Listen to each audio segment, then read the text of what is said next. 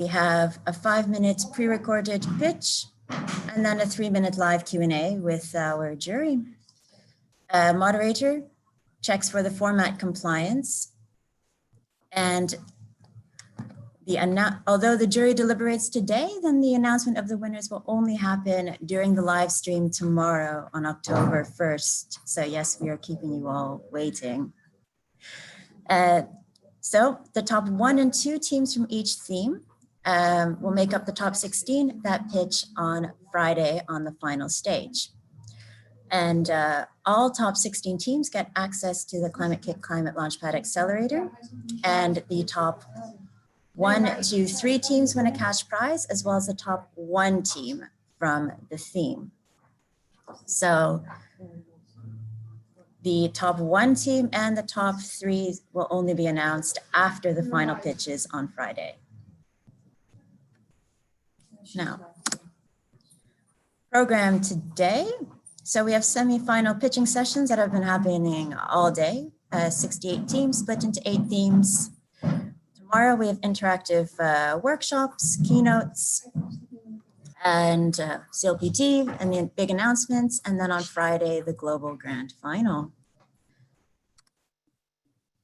So now, before we meet the jury, then I'd like to firstly congratulate all the teams that have made it so far this year in Climate Launchpad 2020.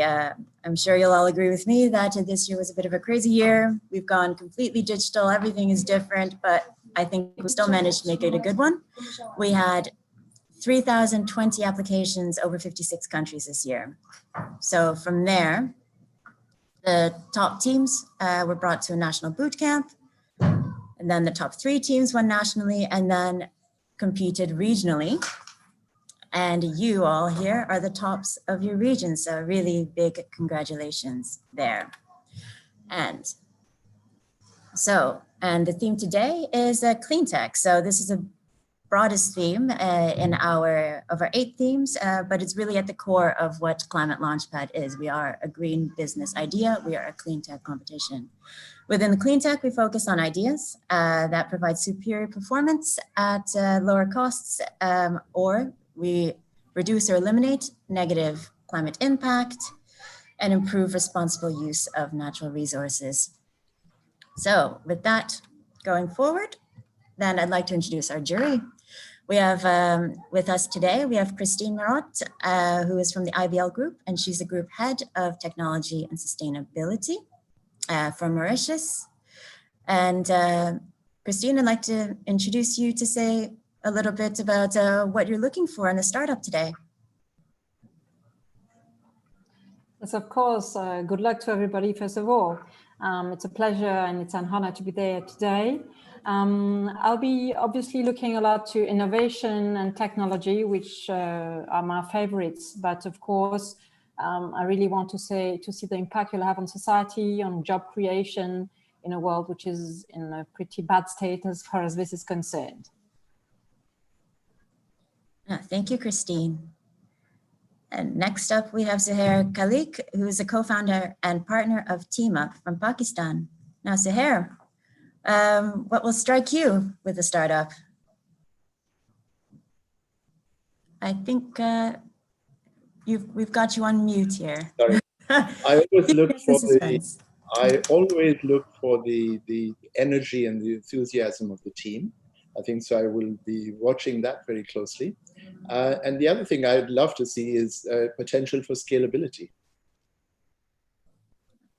Thank you. And next up, we have Pippa Ghali, who is the founder and director of Zero Carbon Capital from England. Pippa? Hi, everybody. Congratulations on making it to the grand final. I'm Pippa Ghali. I'm a early stage clean tech investor as an angel in the US and the UK. And I also have set up and run a small fund, the Zero Carbon Fund, to invest in early stage companies with scientific innovation and a big potential climate impact. And I'm looking for the same things as the other judges. Of course, I think I would just add strong logic. So I think often you see interesting ideas from companies, but the claims just don't really check out when you break it down into first principles and think through, like, is this really going to have the impact that is being claimed by the company? So I'd really challenge everybody to talk about, the strength of the evidence for the logic between each of their steps of thinking. Thank you, Pippa. And here we have Ron Imick, who is the entrepreneur in residence for Sustainable Nation Ireland. Now, Ron. What I look for is the story, and then particularly the magic within the story. And what I have a particular interest in is the value proposition. And I'm delighted to be here, and I wish you all the best of luck with the presentations. Thanks very much, Ron. So there you have it, startups. So you know what our jury are looking for. So let's give it to them. Let's go. So here we have the pitching order for today. Painters first, then Coco Custo, Plastic Back, Biomech, Manta, Ocean Purpose Project, Aquamidate, Solar Grid X, and Kairos Energy. I'll stop at this slide for a minute to let you all prepare a little bit, let it sink in.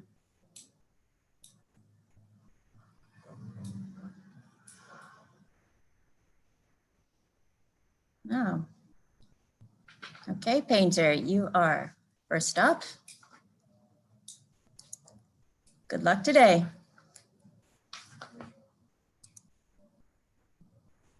So, first startup, here we go. We are Painter. We rethink the packaging of paint. We have developed a sustainable and user-centered alternative.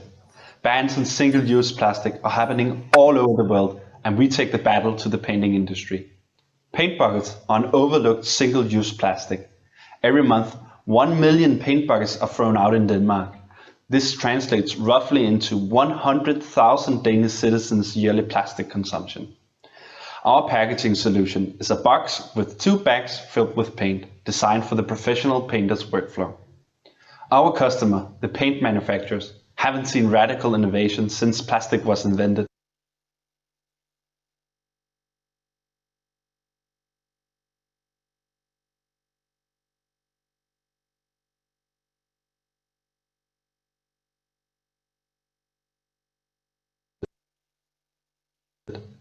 Our goal is to deliver a product that solves their problems with the new legislation concerning plastics, while offering the painters a better tool. We aim to license our product at a competitive price compared to existing solutions. Our deal is to take a license of 15%, which translates to €7,500 per 100,000 products sold. Our beachhead market is the Danish paint suppliers. This week, we got the approval from the board of Flügger AS. This means that we are on the path of obtaining 33% of the Danish market within the first years, which is worth €2.2 million. We expect to enter the Scandinavian market, worth €26 million by 2023, through deals with new paint suppliers. Finally, by 2025, we'll be addressing the European market with a potential market size of up to €399 million. We benefit both the manufacturer and end user. The manufacturer is facing the European EPR fee in 2025 and the Danish climate fee in 2030 that will impact the cost of packaging. As seen on the graph, our solution is already cheaper today, and in the near future it will outcompete existing solutions by almost €0.50 per product. That's a lot of money in the big perspective. Our product is a sturdy cardboard box with 2 tough plastic bags, each containing 5 liters of paint. The paint bags are designed to fit the existing roller buckets used by the professional painters. The bags can be opened and closed again with an effective sealing mechanism. Furthermore, it is designed to help the painters reduce the risk of injuries with ergonomic handles. Our product's major advantages are 75% reduced CO2 emissions, which is up to 1.1 kilogram per bucket. It saves 25 minutes of labor a day for the painter, and the airless bags extends the lifetime of paint and reduce the amount of biocides needed.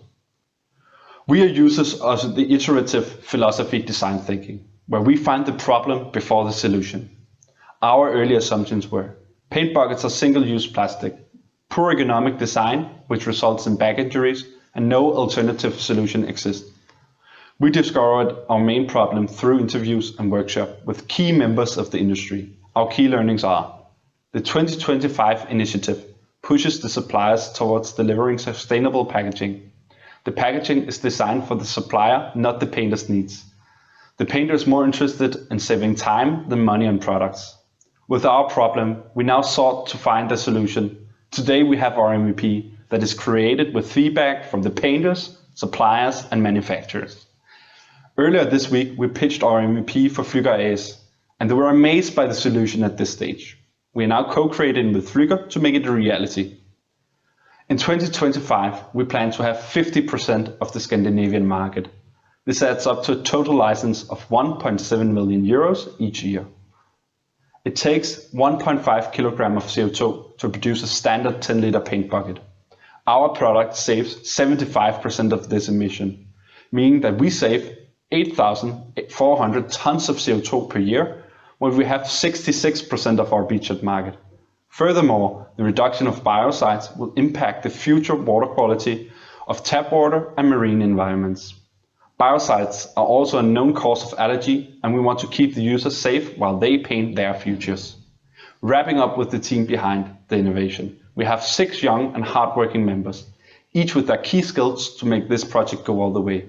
Our goals are to reduce the work injuries amongst painters from heavy lifts with 50%, reduce CO2 emission, which is equivalent to 0.1 per mil of the Danish emissions by 2025, and reach a turnover of 3.5 million euros in 2025. Thank you. Hello.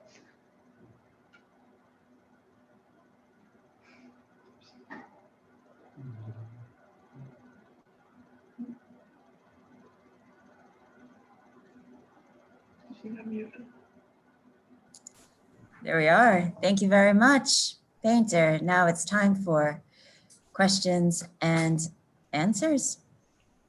So jury members, I will call on you. Just raise your hand. Perfect. Ron. Is your invention protected or patented? No, at this stage, it's not patented or protected.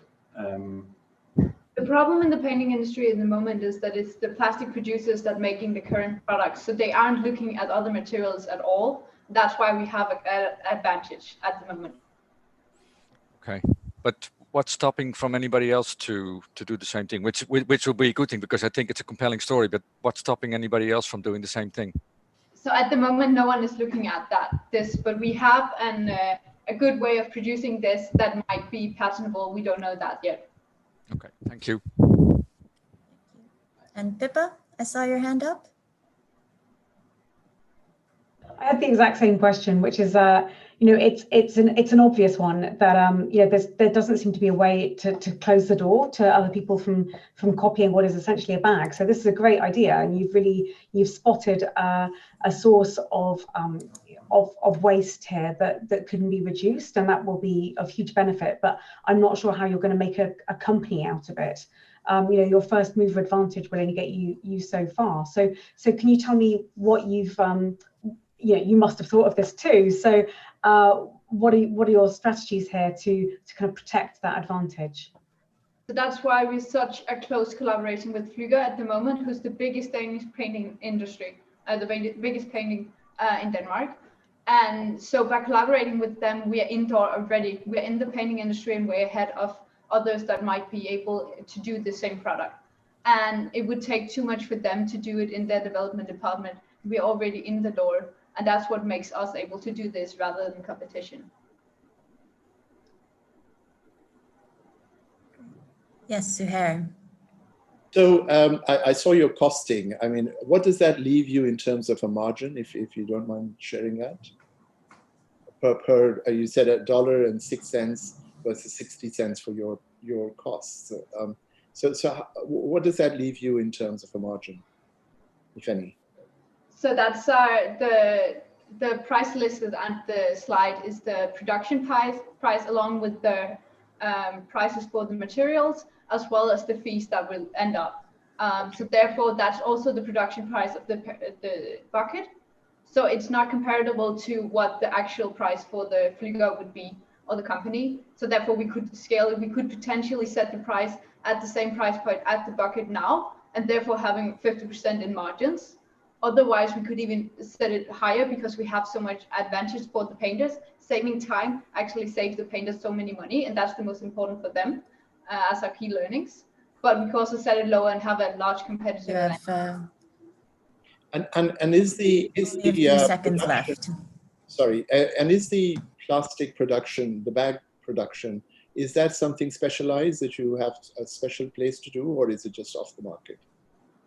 Sorry, we've reached the end of the 3 minutes here. Cut it. All right. Thanks very much. Yeah. For next time, I will be a little bit louder about the 30-second warning for everybody. So thank you very much, Painter. And here we have the next startup, which is Coco. I'm Sean, Gusto. and back in 2017, I was diving off the coast of a tropical island surrounded by beautiful coral and colorful fish. Yet I was completely horrified. My dive instructors had told me that cleaning chemical runoff from the resorts had affected the coral in the shallower bay, and most of them were now bleached. I soon learned that linear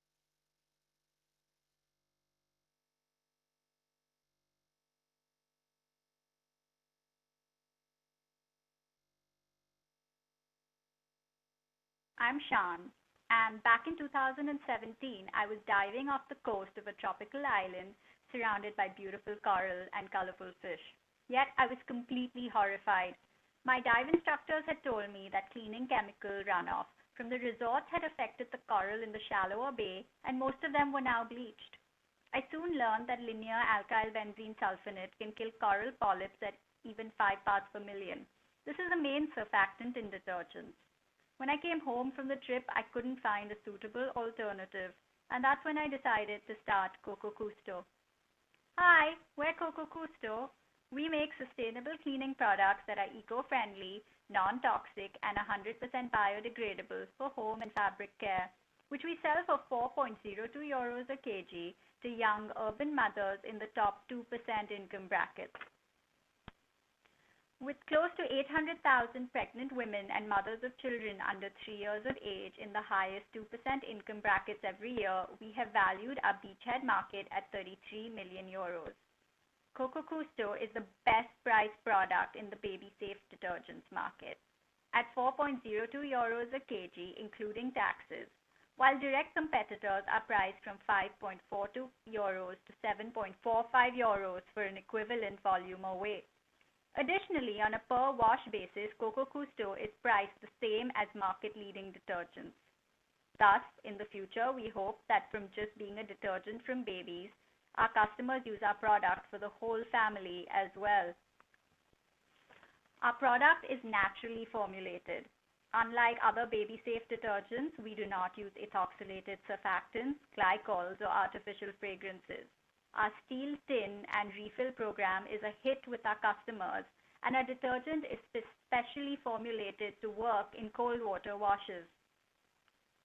Prior to launching, we surveyed 41 women and found that while most people find it important to keep toxins out of their home, most of them were unaware of the adverse health effects of laundry detergents. It also helped us narrow down to our beachhead market, as we learned over 60% of people with children will use a different detergent for their clothes. Today, 77% of our existing customers say that they would recommend Coco Custo. We believe we can capture 10% of our beachhead market by 2023, or year 4 of sales for us. With an average customer buying 10 units a year, it leaves us with a sizable profit of 644,000 euros per year. This is dependent on strong customer referrals continuing, as well as our customers buying our refills. Since the cost of the steel tin is high, we will achieve this through robust subscription programs across multiple online and offline channels. Who would think that detergent alone can have such an immense climate impact? But it turns out that we can save 34,500 tons of CO2 equivalent emissions per year with 10% of our beachhead market.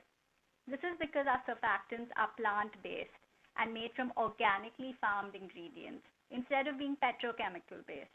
Thus, end-of-life emissions are 99% lower, and our surfactant production life cycle inventory has an 85% lower carbon impact. With 50 washes per kg versus 16 for conventional detergents, transportation emissions are 68% lower as well. Last but not least, since Coco Custo is formulated to be effective at cold temperatures, all water heating isn't required.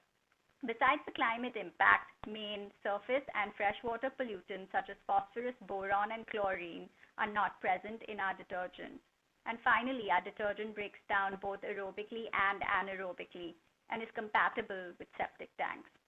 Hi, I'm Shan. I'm founder and CEO of Coco Custo. It is my dream to create a world where sustainable products aren't a chore or more expensive than the alternative. To be a change maker in the industry and champion the circular economy, to create opportunities for women from economically weaker sections of society, and for my company to be valued at 25 million euros by 2028. Thank you.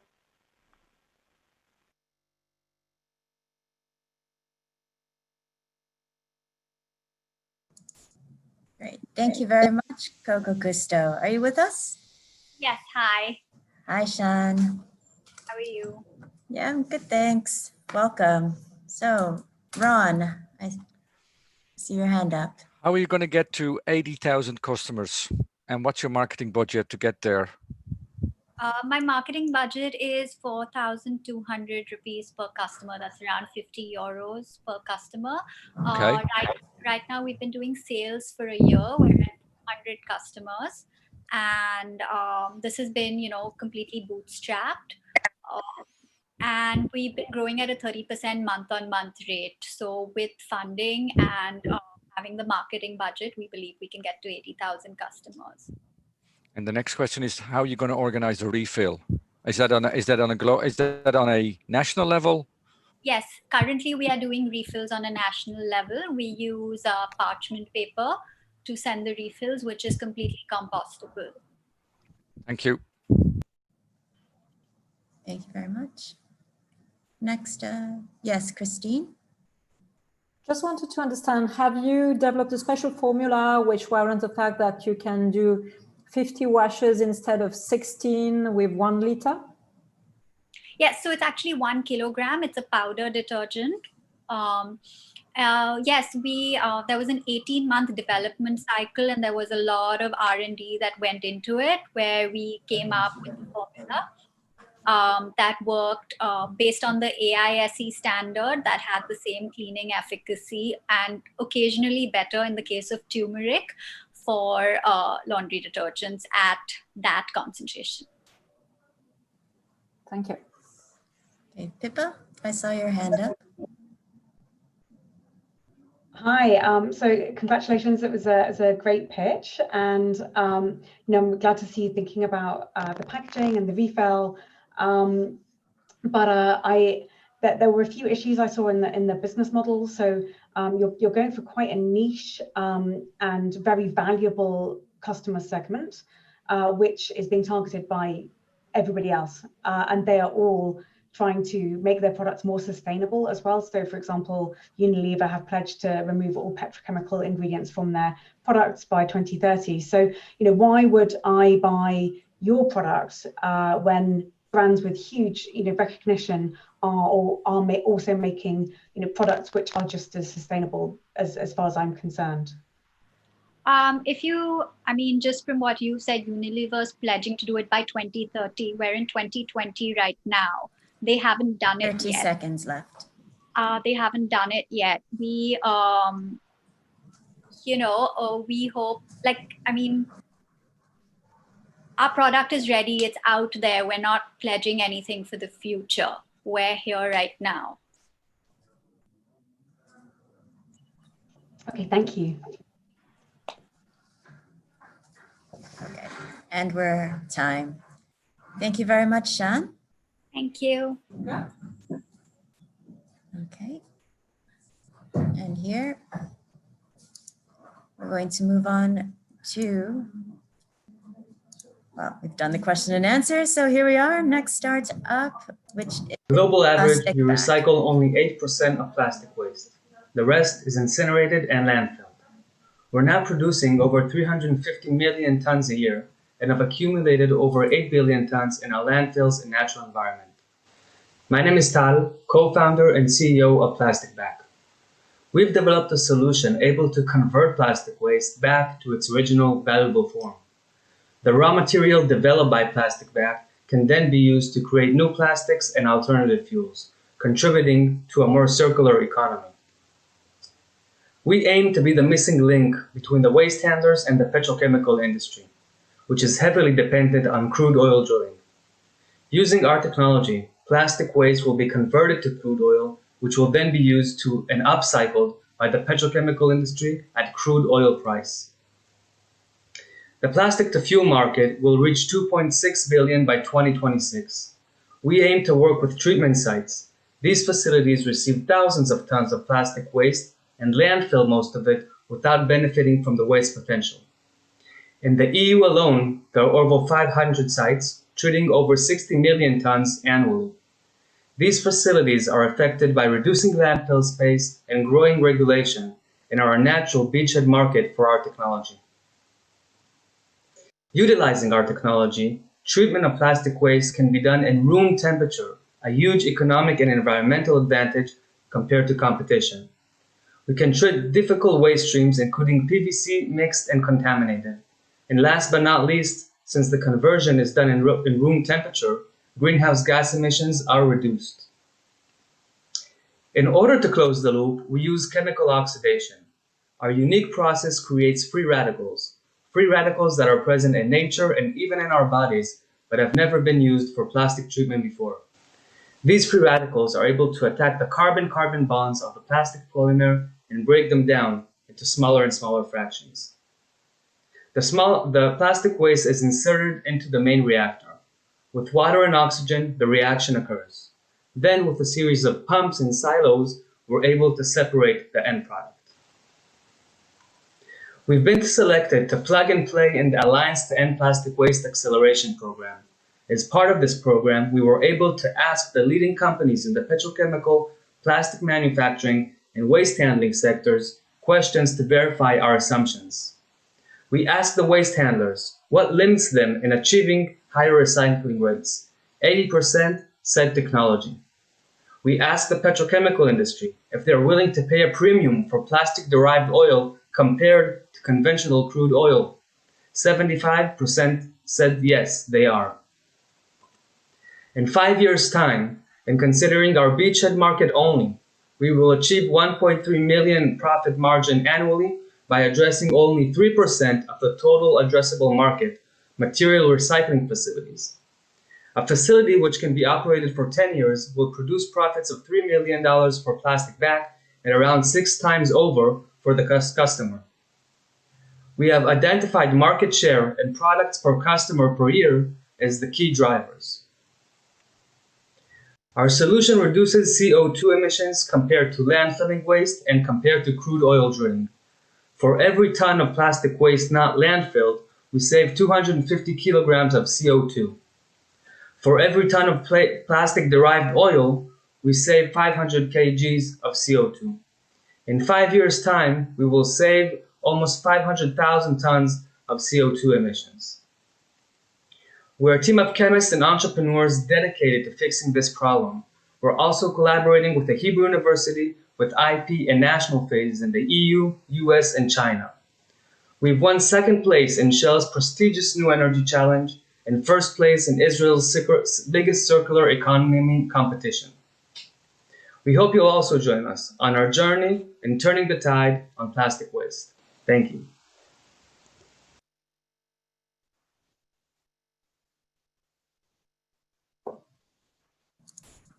Great, thank you. Tal, are you with us? Yes, I see you. Good to be here. Great. So, let's get you ready for the Q&A. Welcome to the hot seats. No. Yes, Suhair. So my question is, how long will it take you to set up the factory, if you will, where you'll do all of this stuff? What's the timeline for that? Yeah, so in terms of timeline right now, we're finishing up our laboratory phase, and we're planning to move into our first pilot plant in mid-2021. This will be the first pilot 60 kg batch. Later on, we're going to scale up the technology until we can reach units that can do about 7 tons per cycle, and this will happen in late 2023. Okay.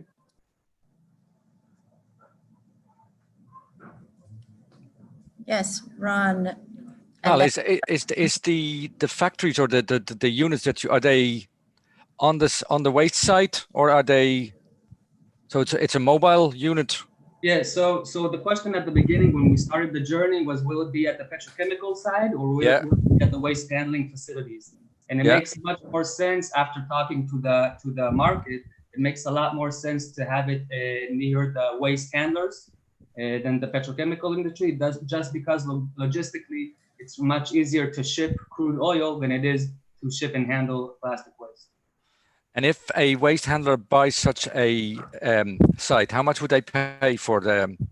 Yeah, so our business model is, first of all, to develop and operate in joint ventures with these facilities, or they can purchase one of the units for around 3 million euros.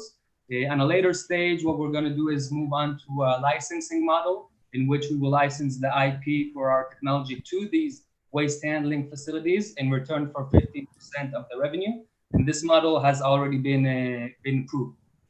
Thank you. Great. Pippa, yes. Hi, Tal. Thanks. Great presentation. Can you tell us a little bit about how long it takes a piece of plastic to go through your process? And can you literally just take mixed plastic recycling and tip it in? Will that work? Yeah. So let me start with the second question. First of all, one of the biggest problems of the recycling industry is the bottleneck we have with mixed plastic wastes. And one of our advantages is we're able to take in mixed plastic waste, including PVC mixed and contaminated, and then separate the end products later. So we're saving a lot of energy on the separation and the pre-preparation. In terms of the how long it takes for one cycle, it's about 2 to 4 hours, and so we're assuming that we're able to do between 3 to 4 cycles per day.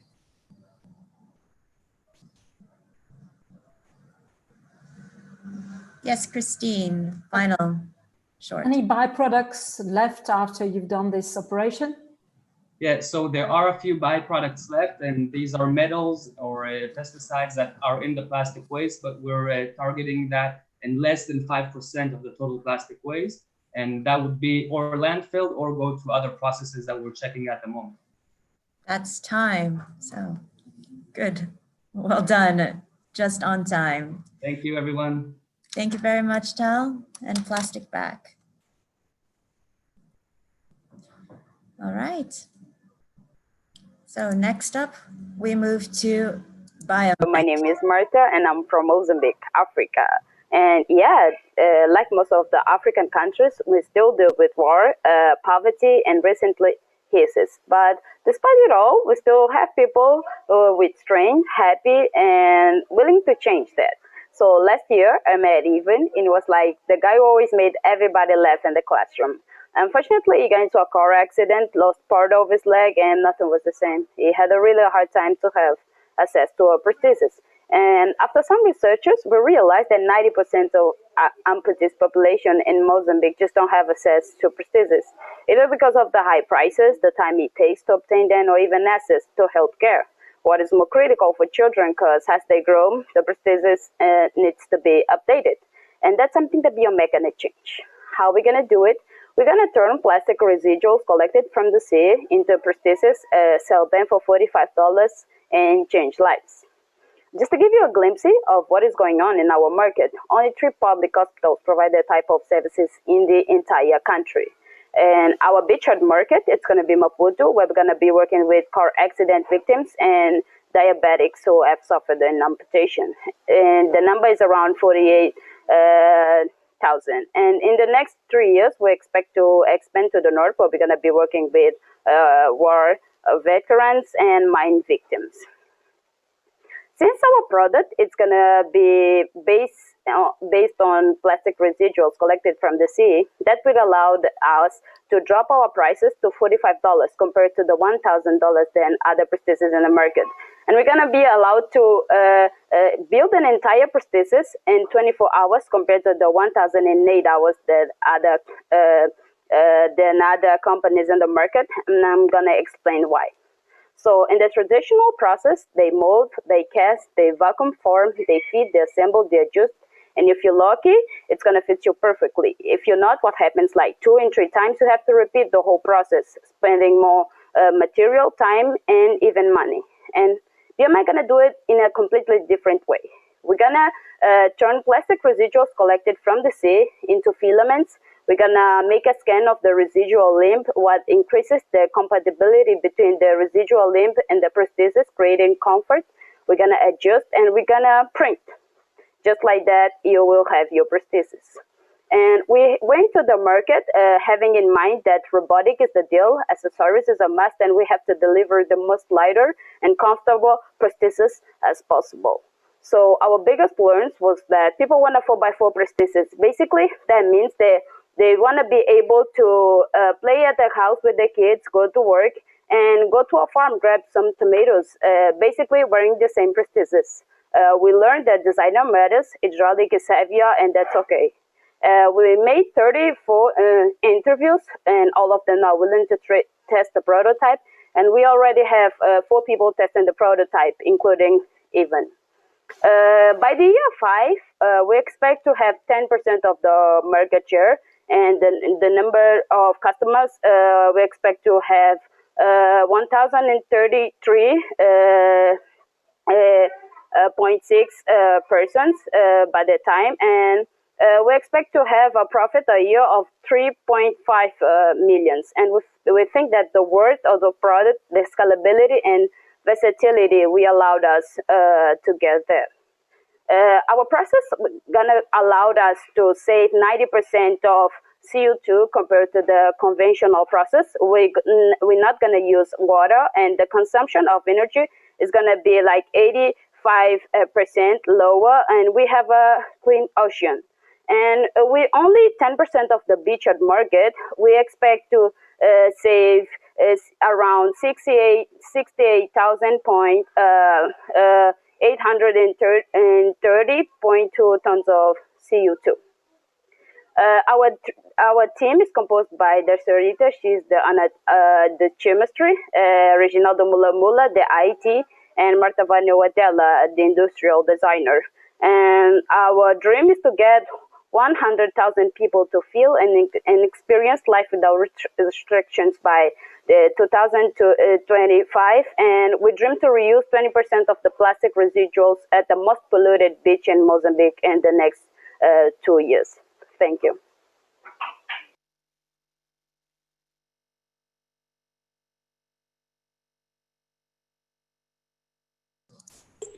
Great. Thank you very much, Biomech. Thanks. Yes, here. Yes. Hi, Marta. Hello. Welcome. Welcome to the stage. Thanks. So over to you, jury. Yes, Christine.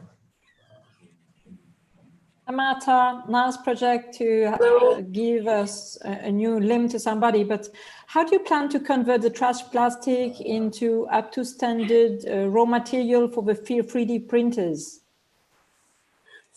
So basically, the process is like we already have associations that collect the plastic. We're gonna pick all this plastic, put that in a extruder, turn that into a few plastic residuals, and then put that in a shredder that basically makes filaments.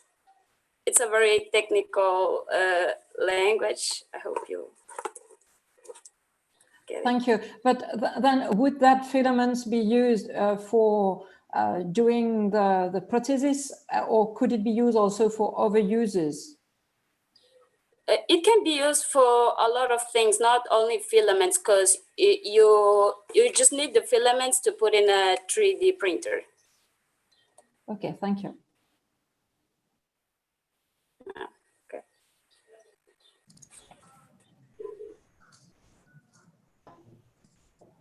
Yes, Pippa? Hi, could you talk us through how the costs compare with a traditional prosthetic? Excuse me, I didn't get the question.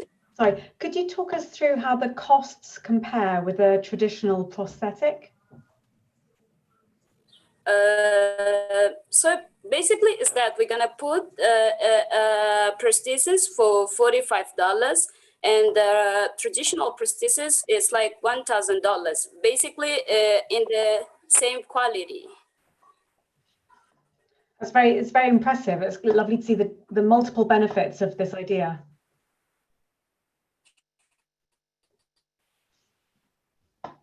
Thanks, Pippa. Yes, Ron. So how many of those prostheses could you print per day? What's your production capacity? So with only one prosthesis, we can like build an entire prosthesis in 12 hours, but the 24 hours I'm counting with the assemble and get everything ready, basically. So I don't have to 30 be seconds. like 24 hours printing. 24 hours printing per prosthesis. No, 12 hours printing for prosthesis. The 24 hours is to have the whole prosthesis done. Gotcha. Okay, thank Assemble you. part and everything. Okay. With only one 3D printer. Great. Thank you very much. That's time. Thanks. Thank you, judges, and thank you, Marta. Thanks. So we have, next up is Manta, and after Manta, we will have a short break and 5 minutes break. So first up though, let's bring on Manta to the stage. What if I told you that we have a superfood that can solve world hunger? This superfood contains more nutrients, protein, and minerals, and grows nearly 30 times faster than land-based plants. That superfood is algae. Hi Climate Launchpad, I'm Sun Chen from Manta, and we are bringing you the world's first nature-inspired clog-free harvesting system that will revolutionize the algae harvesting process, turning superfood into common food. Algae harvesting has traditionally been energy-intensive and requires expensive centrifuges. That is why we created our hyper-energy efficient algae harvester that will be sold to algae farms at $600 USD each. Currently, microalgae is used in high-value industries such as biofuels, feed, micro, and macronutrients. Because we are from Singapore, we identified our strategic beachhead market to be the farms in the ASEAN and Japan region, which is valued at $800 million USD. And we plan to focus on macro and micronutrient sectors. These farms in our beachhead market are predominantly open field or small scale farms that cater to a rising demand but lack of supply of algae products. To bring algae from superfood to common food, we've identified that cost is a problem for users. We looked into the costs associated with the use of centrifugation in algae harvesting. On average, our customers will save up to 60% of annual costs in algae harvesting, with added benefits of up to 90% of energy savings compared to the use of existing systems. Furthermore, Manta is not only a smart filter that tracks the yield and efficiency of the harvesting, but it also empowers our small-scale farmers with flexibility as they are only charged based on usage. Inspired by Mother Nature, we are called Manta because our product is based on the unique and natural filtration system found in manta rays. As seen on the left, our Manta harvester comprises multiple filters, which are uniquely designed fins placed at a precise angle to allow the harvesting to occur. Our harvester will be fitted into the outlet of algae ponds in the farms. The algae strands will bounce off the surface of the fins, shown by the orange balls at the top of the image on the left, while water passes through those fins, resulting in the separation and harvesting of the algae. This innovative mechanism enables Manta to achieve a 92% improvement in efficiency level over the use of conventional harvesters, And that is why it is a hyper energy efficient harvester. Our innovation is provisionally patented and is currently the only clog-free high-performance filter in the market. Our filter is also made from biodegradable plastics, which will be recycled upon its end of life, contributing to the circular economy.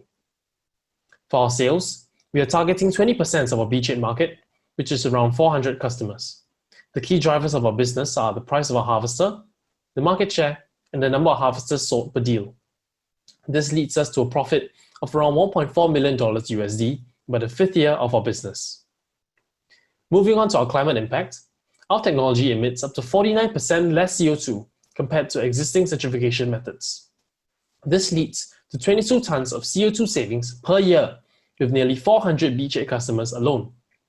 That is equivalent to the amount of carbon captured by 24 football fields of trees in a year. What's even better is that the savings above is purely from energy usage. But our superfood algae is also able to capture carbon from the environment, further increasing the amount of CO2 savings. We spoke to several algae farm owners and researchers and discovered that clogging of the filter systems was indeed an issue, and that current harvesting systems incur high cost and energy usage. That is where our system comes into play, to provide a more cost and energy efficient, clog-free harvesting system to tackle that problem. At Manta, we are a team of 5 dreamers with diverse areas of expertise. We have received recognition from tech companies like Ericsson and enterprise facilities like NUS Lean Launchpad. By 2025, we want to partner with 200 farms, create 600 new jobs, and attain a total of $2 million worth of revenue. Ultimately, we want to create state-of-the-art engineering innovations that will disrupt and revolutionize the food industry, so to improve our planetary health. We bring you Manta, turning superfoods into common food.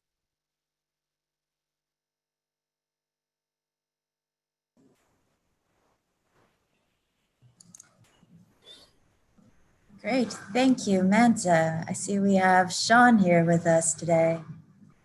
Hi, Sean. Welcome. Hi. There are 2 of my other members here. Hi. Joshua. 3, sorry. Yeah. Hi. Hi. Hello to you both. Oh, I see there's 3 of you. Huh. Great. So, over to the judges. Yes, Ron? Did you say carbon capture? Could you explain that?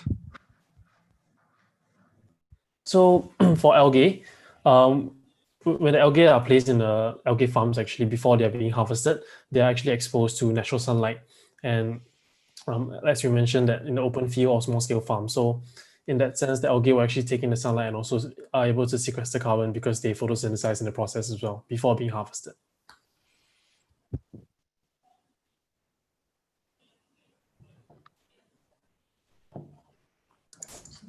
Yes, Pippa. Hi, great to meet you, and thanks for your pitch, Sean. Yeah, I think you could probably increase your carbon impact statement a little by looking at what you're displacing as well. So if the algae is being used for for food instead of some more carbon intensive crop, I mean there could be multiple impacts there. So I had a question around the IP pathway for this. I mean, to my eyes, it looks like a very simple filter. I'm sure a lot of effort has gone into the exact right angle and the testing and so forth. But I know you've got a provisional patent, but regardless of the patent, how complicated do you think it's going to be for somebody else to emulate what you're doing if it is successful? Joshua, do you want to take the question?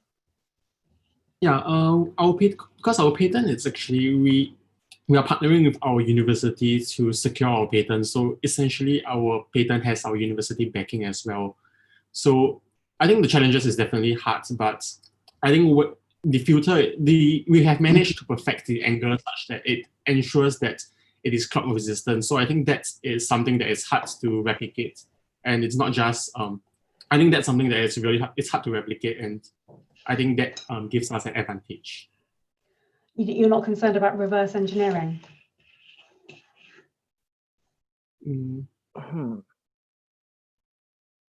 Well, I would say that the mechanism behind it, which is the ricochet mechanism, is a newly discovered a novel method, which was only published in 2018. So in that regard, we seem to be the first mover in the application of using the ricochet mechanism for algae filtering. In terms of, I think, really protecting our patent, we don't really have much experience in that regard. So we can only hope to move fast enough to really capture the market. And I think even more than that is that we're here to really bring a superfood like algae to really small scale farmers. And we'll just see how that goes. 30 seconds left. And Christine, I saw you had unmuted yourself before. Would you like to have a go? Yes, thanks. Great presentation, Sean. I just wanted to know what is the IoT component you have in the device on the one hand, and next, is this clog filter adaptable to any other plants around already operational?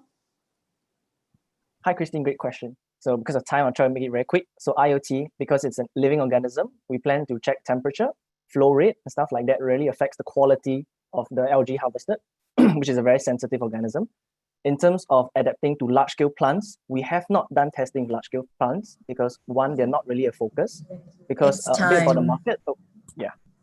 Thank you. Great.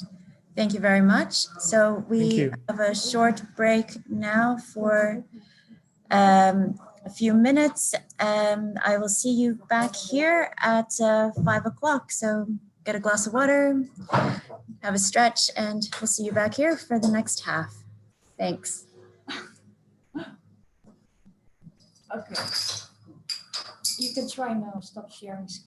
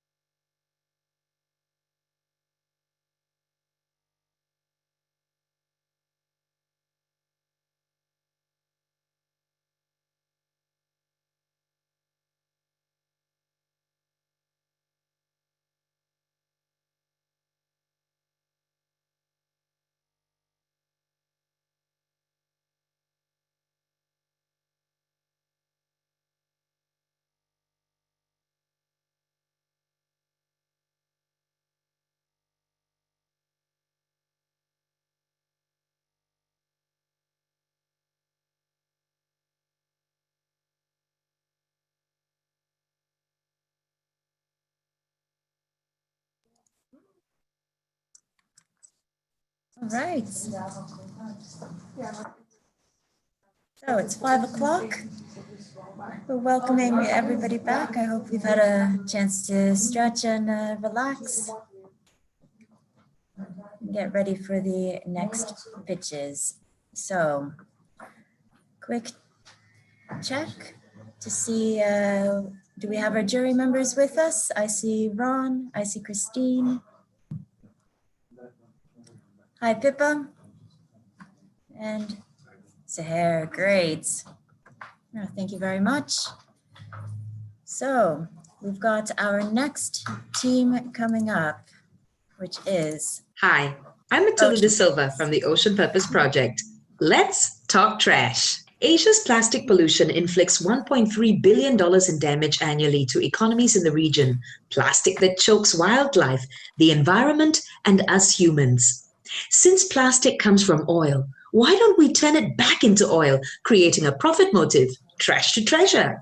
Here's how it works. Just one OPP PTF unit can convert 2 tons of plastic a day into low sulfur fuel, wax, carbon black, while the gases can be captured and turned into expensive products such as carbon nanotubes, retailing at 100,000 USD per ton. It costs 5,500 USD per ton to run the machine, but we can earn $10,000 per ton. Market validation among UNDP, shipping, and petrochemical mentors have been strong, but the question persists: why hasn't this been done before? 3 key reasons. So far, cheaper pyrolysis machines have been polluting the environment, especially because of poor capture of gases and lax safety standards.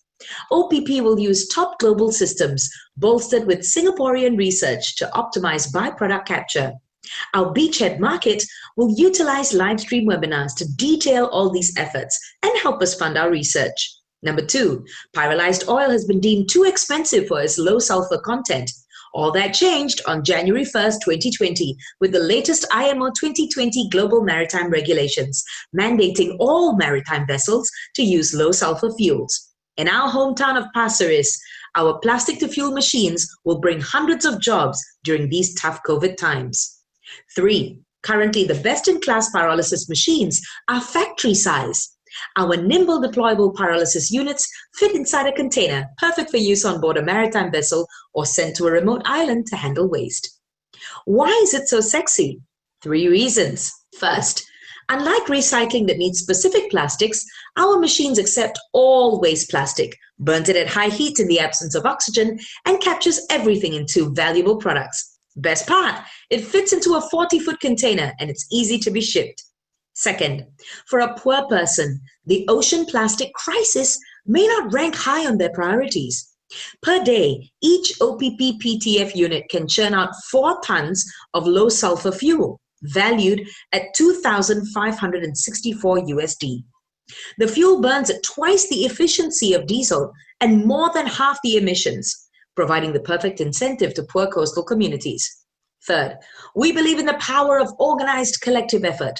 Ocean Purpose Project involves every ocean plastic effort, from communities in remote islands to NGOs, effectively turning every plastic collection point and even our competitors into our suppliers. Here's how it works. In every OPP PTF unit, plastic is sorted and shredded, pyrolyzed into fuel, gases are sequestered, and fuel is collected. Imagine a massive container ship heading out to the Great Pacific Garbage Patch, loaded with 1,000 OPP PTF units. By the time we pull into port, one ship could turn waste plastic into 2,000 tons of fuel. Well, sounds unreal? Guess what? It can be done, and it has been done. Welcome to Madang Island, Indonesia. Beaches inundated with 2 to 3 meters of plastic. 3,000 people poor, jobless, with no fish. Last year, islanders received a basic pyrolysis machine to convert waste plastic collected by school kids into fuel for daily use. The machine produces 3 bottles of fuel a day, powering generators and fishing boats, providing jobs, and solving the ocean plastic problem not just with the machine, but with the entire community. Look at the beach today, clean and ready for fishing boats and eco-tourists. Of course, when everything opens up. If we collected 2 tons of plastic a day, we would cover our fixed costs within a year. Success in year 1, OPP breaks even, removing 500,000 kgs of ocean plastic. We want to give the power back to poor coastal communities. After all, why would they throw rubbish into rivers and seas when it can power their 2-stroke engines? To be honest, we shouldn't need an OPP PTF machine. But as any mom will tell you, who's gonna clean up this mess? Well, we are, and we will get the big dirty polluters to help us do it, instead of them throwing checks on greenwashing campaigns. Well, I guess the bigger question is, why are we doing this? In 2015, coastal pollution in Boracay changed my health and my life forever. With the remaining health I've got left, I want to live and work with a purpose. The biggest waste is not the plastic washing up on our shores. The biggest waste are our ideas that are focused on problems instead of disruptive solutions. The OPP PTF machine is the ideal stopgap measure to clean our oceans. Since chasing never-ending profit is what got us into this mess, maybe purpose-driven profit can get us out of it.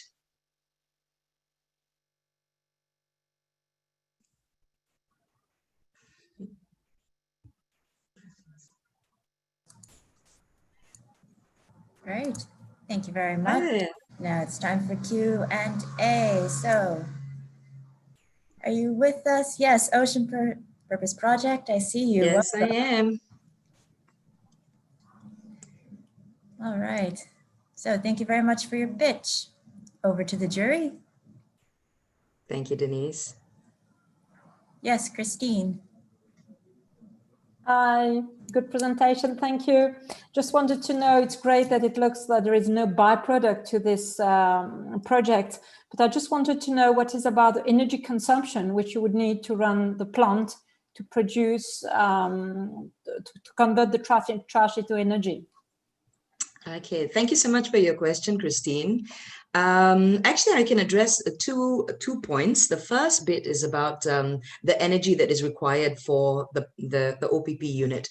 The first burn is always the trickiest. That's the one that requires electricity. Subsequent burns is where we will be using the hydrocarbon gases, which is the byproduct, to power the subsequent burns for the machine. This brings us to the fact that the hydrocarbons, I mean, if we just look at the gases, they're actually the cheapest byproduct that comes out of this whole process. But within the hydrocarbons and byproduct itself, through our research in partnership with universities in Singapore, we found out that that byproduct can actually be monetized into a product that is even more valuable than fuel. Retailing at 100,000 USD per ton. So I think, you know, these kinds of numbers and this kind of research is really what is a game changer. Thank you. Thank you. Yes, Seher. Thank you, Matilda. Very, very good presentation. Tell me, how do you actually put together the plant, if you will, which is a mobile unit? What does it take to do that? Thank you, Zuhair. Well, it takes a lot of blood, sweat, and tears. To be honest, I'm really glad that Tal from Plastic Bank actually went first to explain what pyrolysis is. Saves me a lot of time. What we are doing is we are selecting the best-in-class industry players. You know, the best-in-class plastic shredders, PTF, that could be chemical catalysts, pressurization, even pyrolysis, and putting all of them together. And our expertise is in the assembly within the unit. This really depends on what is the needs of the particular community that is requesting the unit or the government agency. It could be yield of fuel or yield of hydrocarbons or yield of carbon black that is their priority. Then that is also what helps us to be able to tailor the different aspects of the machine and exactly how we would put that together as well. Of course, for remote coastal communities, especially in Southeast Asia, where I'm from, the main aim is for us to clean up our oceans and just get as much of that plastic into our machines as possible. Thank you. Thank you. So we have 30 seconds left. All right. For a final question. Yes, Pippa. Hi, Matilda. So this isn't a question. I just wanted to say I thought your pitch was great, and you know, your personality came across really strongly, and your passion for doing this project. So good for you. Thank you so much, Pippa. I'm going to look forward to your investment there. And that's a good way to end those 3 minutes.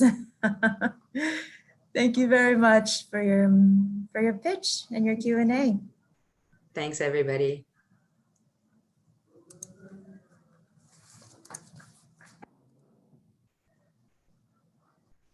So here we have it.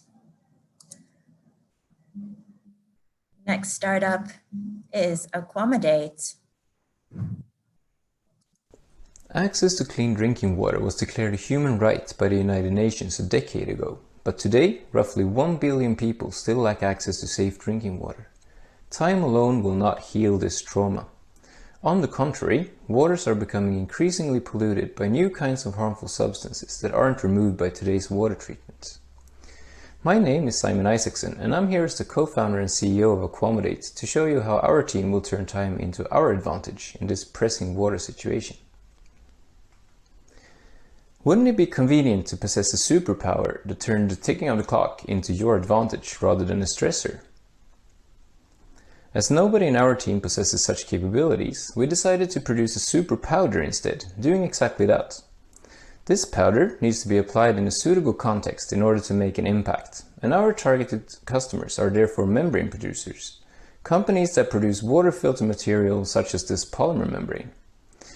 They buy our powder at a rate of 75 euros per gram in order to incorporate it into their membrane material. These materials are used in a range of applications, so what application are we focusing on? Our beachhead market is membrane producers that supply desalination membranes to the European point-of-use device market. A point-of-use device purifies water in connection to where it is used and may, for example, be located under the sink, as in the illustration. What attracted our attention in the European point-of-use device market was both the consumer trend towards investing in healthier drinking water and the European Union water roadmap focusing on decentralization. With time, we'll scale up our production volumes to target medium-sized brackish water desalination plants, followed by large-scale desalination plants. 5 years ago, desalination accounted for 1% of the global drinking water production, but in 5 years from now, it is predicted to account for as much as 14%. The value we bring to the table is a 65% reduction in manufacturing cost for the membrane producer. How do we do that? Now this is where taking advantage of time comes into play. Nature has optimized water purification into perfection for a long time, and this is what we're leveraging to boost the performance of man-made water filters. Our powder comprises extremely efficient water channeling proteins and barrier molecules that are found in every living entity.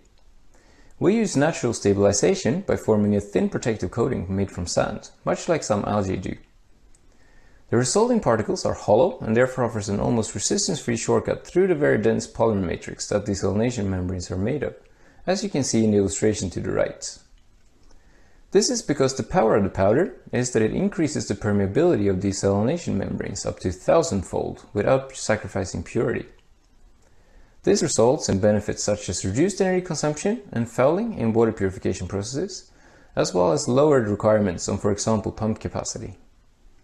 In addition, our powder is made solely from naturally abundant components, using a patent-pending process based on 7 years of academic research.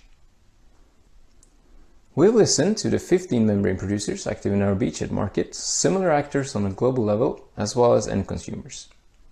Our starting assumptions were that membrane producers are willing to pay for decreased energy consumption, that the desire of the membrane producer doesn't necessarily match that of the end consumer, and that our super powder is compatible with existing membranes.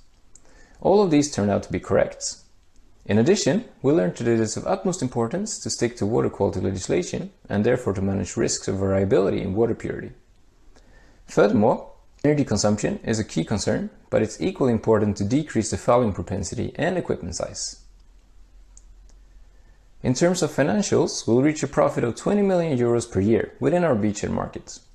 The key value drivers are the net price and cost per product, along with the market share.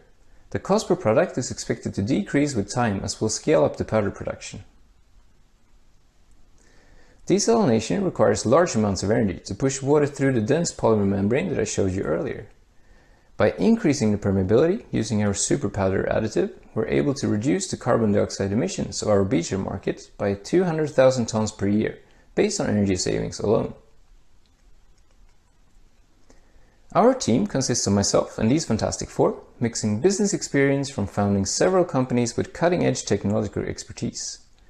Our true superpower is, however, the joint determination to make an impact to the well-being of Earth and its inhabitants.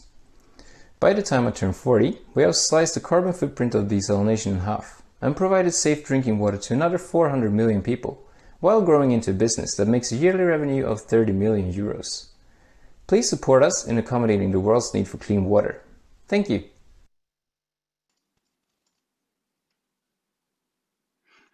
Hello.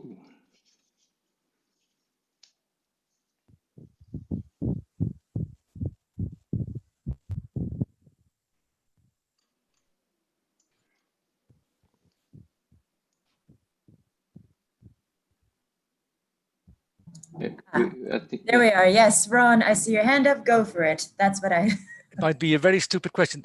Am I understanding it correctly? So you sprinkle some of your magic dust onto a membrane and the membrane functions better. Is that what it is? Almost. It sounds that way, but we are sprinkling it into the polymer blend that makes up the membrane. So in the production process, we sprinkle it into there, and it makes it a lot better. Yes, that's the magic indeed. And do the membrane manufacturers see that as a problem? And how much does it cost for them to adjust their production systems, or do they?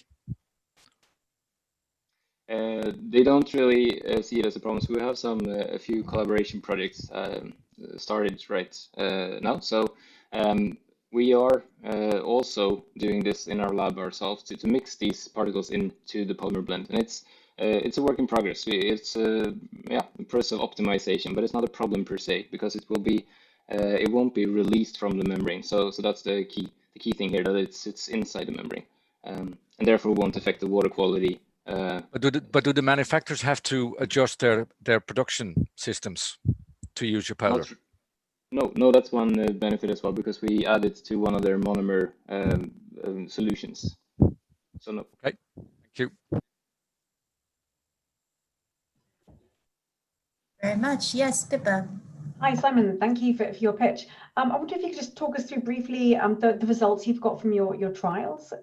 You talked about some very impressive headline figures, but were there any downsides to the additive? And does it affect the life of the membrane or the brittleness or anything like that?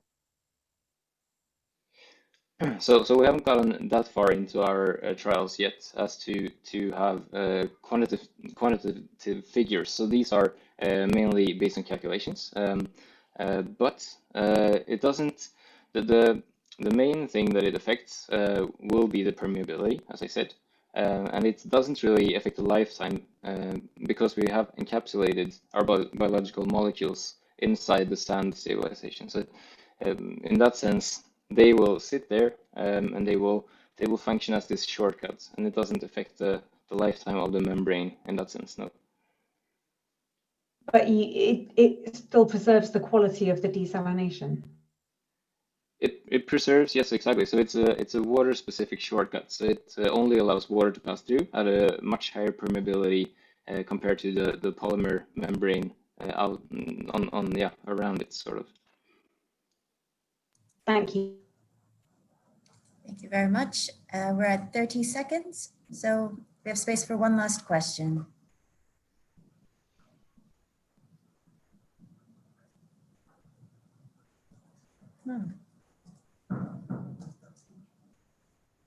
Thank you. Wow, the judges, Simon.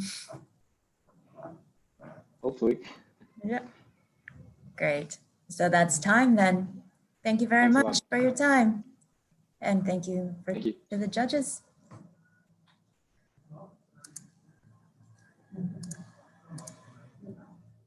And so we move to the next startup, which is Solar Grid X. Hi, my name is Prashant, the co-founder of Solar Grid X.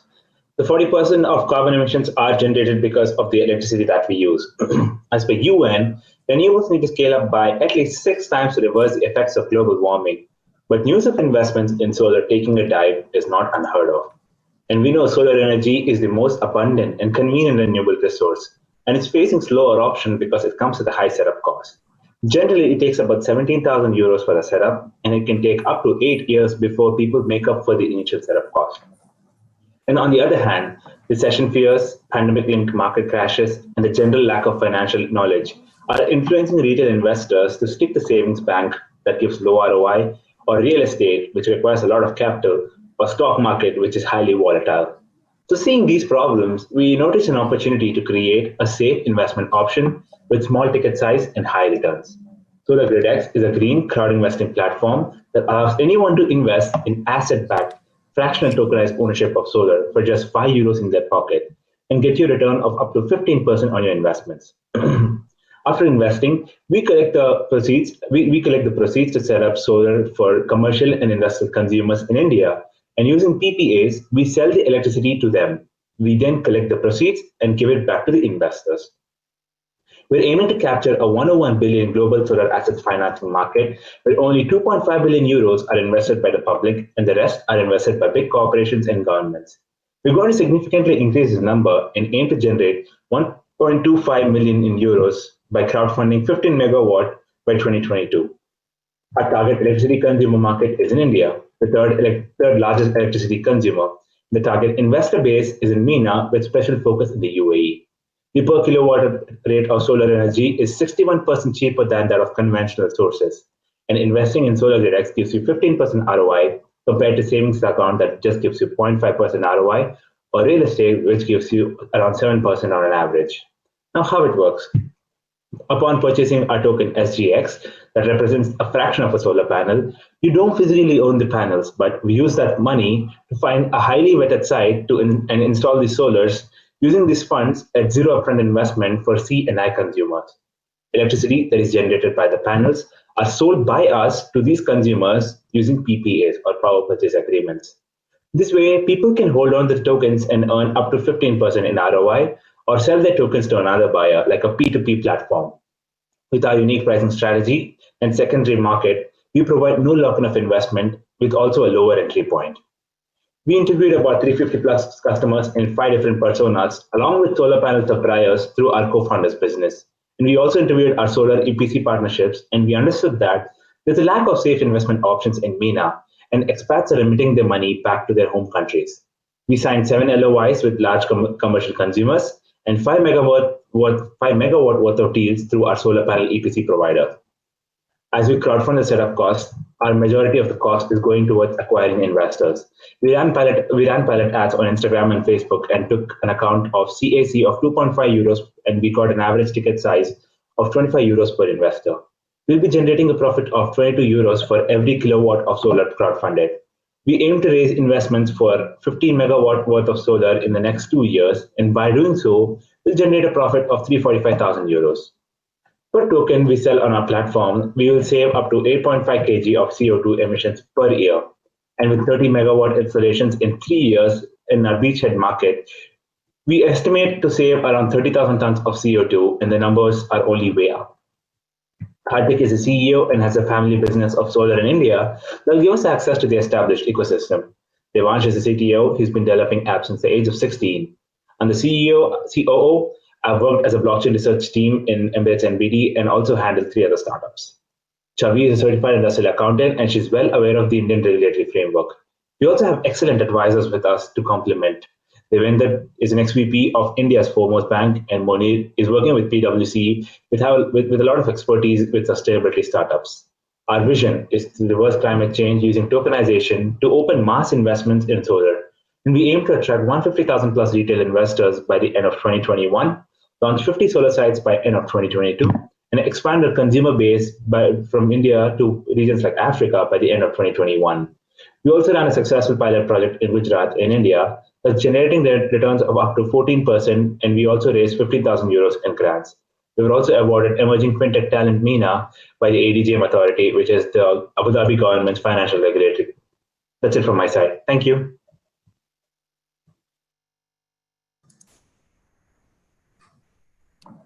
Thank you very much.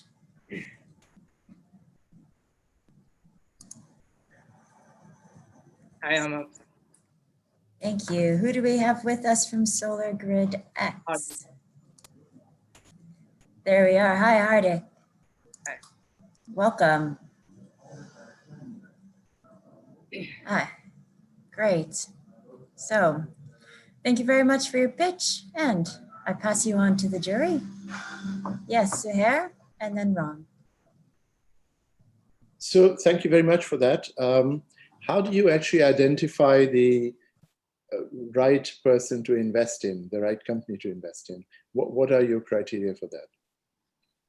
If you're talking about the retail investors who's putting their money into SGX tokens, initially we are going to partner with brokerage firms, and we have actually already started a conversation with a brokerage firm that has access to $100,000 of funds under his management. Along with that, we are also going to target eco-conscious investors who look for sustainable investment options. And after 1 year, we are going to target retail investors who may or may not have anything for the environment, but would look for good returns in a stable market. And if you talk about the solar consumers, we are going for commercial and industrial consumers. Okay, thank you. Thank you. And Ron. I saw your hand go up. The platform that you've developed, is that a proprietary platform? So this is a blockchain token, and we have tokenized our tokens on NEM blockchain, which is a public blockchain platform. But we are a regulated startup, and we need to be regulated by the Financial Authority of Dubai and Abu Dhabi. So this license itself is an IP because it's only issued to one company per year. So, and we have a major geographical advantage to be actually based in UAE because that's the only jurisdiction that have a legal framework for secure tokens available as of 2020. But if you can tokenize solar, you could tokenize wind. Right. So solar is it's just about hitting the right nerves of the investors at the right point. Solar, everyone knows, whereas wind is not, a very popular renewable. So after we have an established investor base on our platform, we are going to go for high value assets like wind or other renewable sources. Thank you. Thank you very much. Yes, Christine. Thanks for your presentation. I'm not sure I understand the PPAs you are doing. Is it to go to the national grid, or are you doing a private grid to produce your energy and value the output? So we are going for the rooftop solar segment and not the utility solar segment. So this is between us and the consumer itself, and not between the grids. So we are not supplying electricity to the grid, but we are directly supplying it to the consumer. Thank you. Thank you very much. For your last 30 seconds, we have Pippa. Hi, thanks for your presentation. Can you tell us more about what feedback you've had from potential investors, customers, like if this is a product that they really want to have? So right now we have a live project in Anand, Gujarat, India.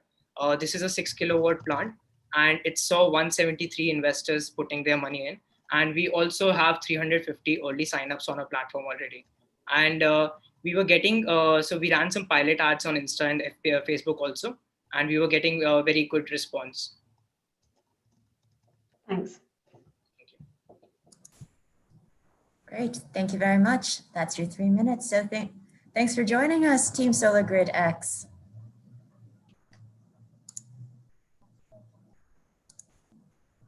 And so we're going to bring on our next startup, which is Kairos Energy, and they are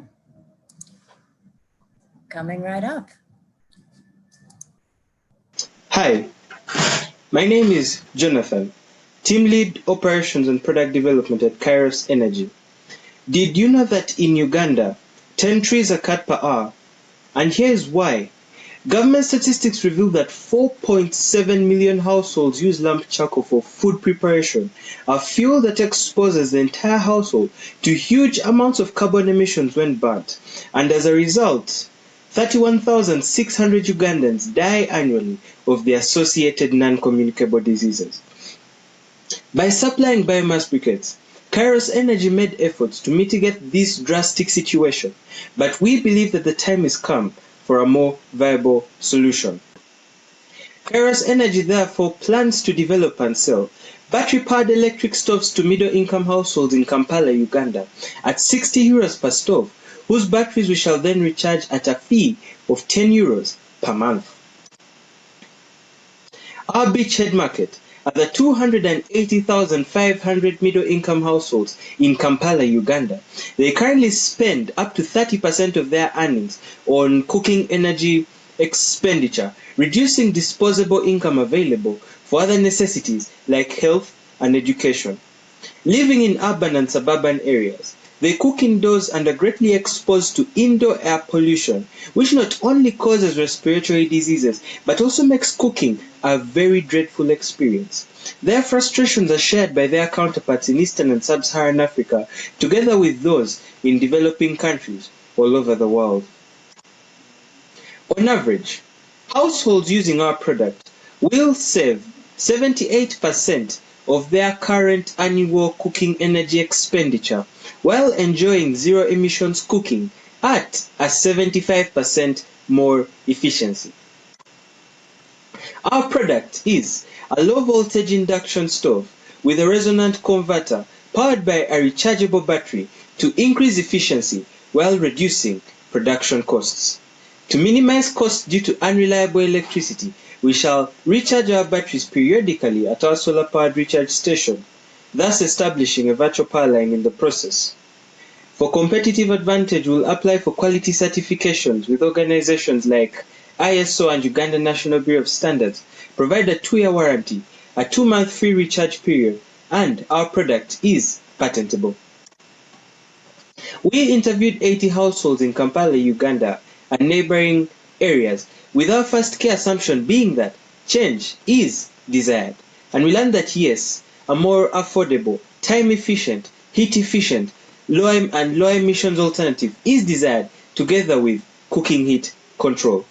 Our second key assumption was that our beachhead market is willing to completely give up its current cooking fuel, and we learned that yes, but only for a proven, more affordable, and heat-efficient alternative. By our 5th year, with a 20% market share, Kairos Energy expects to be making profit per year of 6.9 million euros from our battery recharging service and an additional profit per year of 560,000 euros from sale of electric stoves, with our key drivers being market size, market share, and cost of delivery. Households using our product will reduce their carbon dioxide cooking emissions by 83% or 2.3 tons per year, saving a total of 93,000 tons per year of carbon dioxide in our beachhead market. The direct substitution for lamp charcoal will also translate into a decline in the rate of deforestation, saving a total of 48,000 hectares of forests annually. Kairos Energy's founder members are Baka David, in charge of marketing and finance with an international business specialty, and myself, Jonathan Ojangole, in charge of operations and product development with a computer science and physics specialty. And we dream to create a more efficient and affordable means of cooking for 56,000 households by 2026, to achieve an 80 million euro valuation in the next 5 years, and to save 500,000 hectares of trees or forests by 2030. Thank you for listening.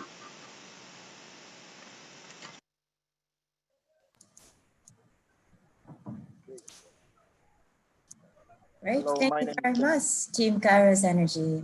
So who do we have with us today from the team? you have David Baka. I'm the marketing head, Kairos Energy and Communications. Hi, David.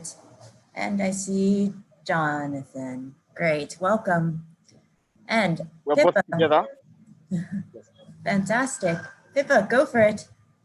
Okay, thank you. Hi, David. Thank you for the presentation. What a great idea. Can you tell us a little bit about the design of your stove? Is it a novel design that you think you can protect the design of, or do you think this is something that you'll get a lot of copycats on once you get it out into the market? Okay, definitely. Thank you. Okay, Jonathan, take it. Thank you for your question. Our product is new, but the underlying technologies are not. The underlying technologies have existed, but it's the way that they fit together that actually makes it hard to replicate. That is what makes our product new in a sense and patent pending.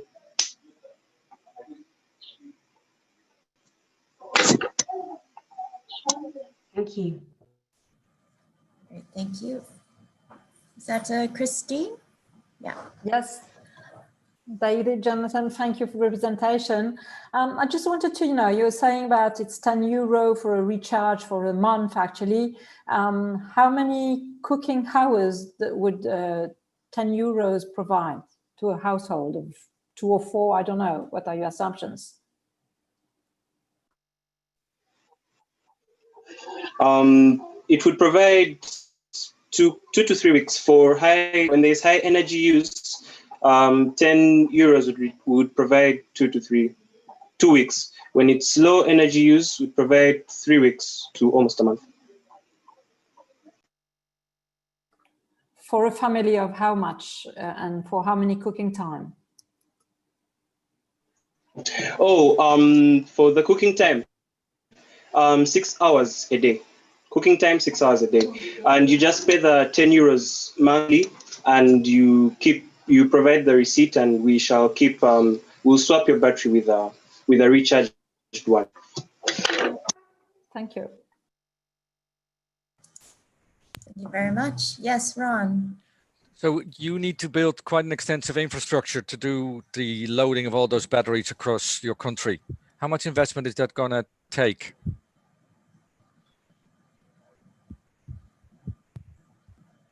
To reach our goal, we need 300,000 euros. And then you have national coverage for charging stations across your country. That would take us an additional 200,000 euros. So that's it's a total budget of 500,000 euros to reach nationwide. Okay, thank you. Thank you. And you've got 30 seconds left for a final question.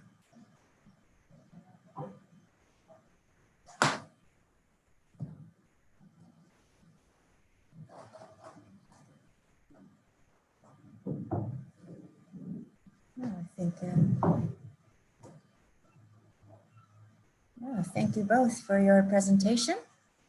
Okay, And that's the too. end of the 3 minutes. Thank you for being with us today. And so, thank you to everybody. And that concludes our pitches for today. So thank you all for your pitches. Teams, you are free to go. The jury will now stay with you. You deliberate and tune in tomorrow morning for CLP